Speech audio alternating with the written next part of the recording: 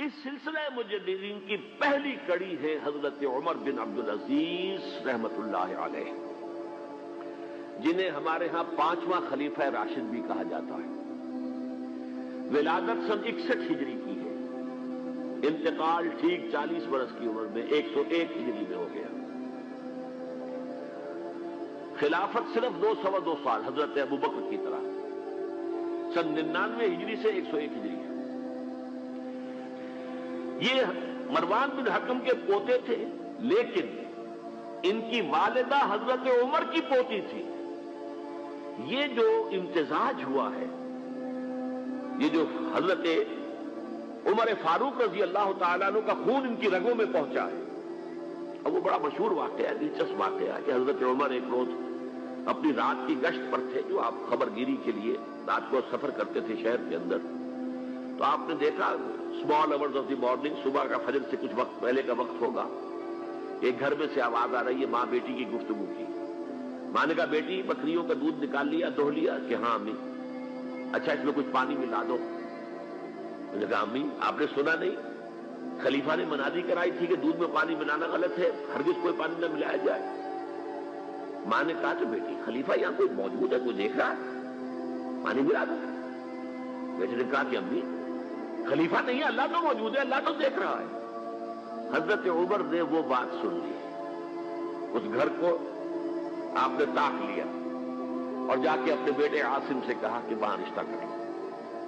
وہ ہے لڑکی پھر جس کے نسل سے یہ حضرت عمر بن عبدالعزیز یہ پیدا، اور جو 8واں خلیفہ تھا بنو امیہ کا سلیمان، اس کی وصیت کے مطابق یہ خلافت ان کو ملی تھی۔ انہوں نے 3 ہی کام کیے۔ نمبر 1، انہوں نے جا کے اعلان کیا مجمع عام میں، لوگوں مجھ پر یہ خلافت کی ذمہ داری ڈال دی گئی ہے، بغیر مجھ سے پوچھے، بغیر میرے مشورے کے، بغیر میری خواہش کے، لیکن میں آپ کی گردنوں میں سے اپنی خلافت کے اس قلادے کو اتار کر پھینک دیتا ہوں۔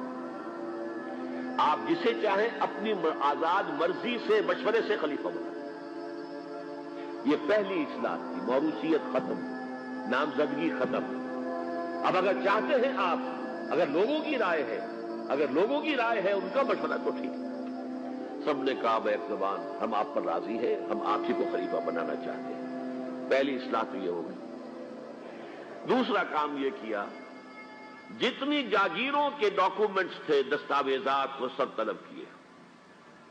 خود اپنے گھر سے اپنی بیوی کے سارے زیورات، عبد الملک بن مروان کی بیٹی سارے زیورات بیت المال میں داخل کرتی۔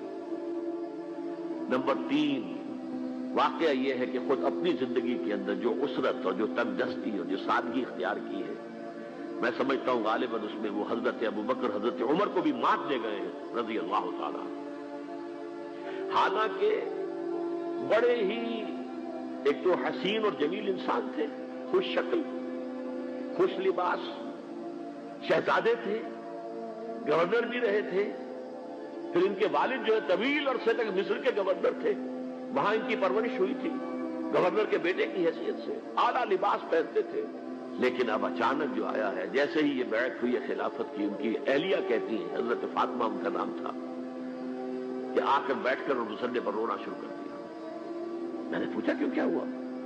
کہ یہ جو بوجھ مجھ پر آن پڑا ہے، یہ ذمہ داری، رونا شروع کیا۔ اور اس کے بعد واقعہ یہ ہے کہ انہوں نے ذاتی زندگی میں کپڑا صرف ایک جوڑا، 2 بھی نہیں، جمعے کے لیے بھی اس کے دھو کر سوکھنے کے لیے انتظار کرنا پڑتا تھا، تب جا کر پہن کر اس کو جمعے میں جاتے تھے۔ سارے زیورات ختم، اپنی جاگیر ختم۔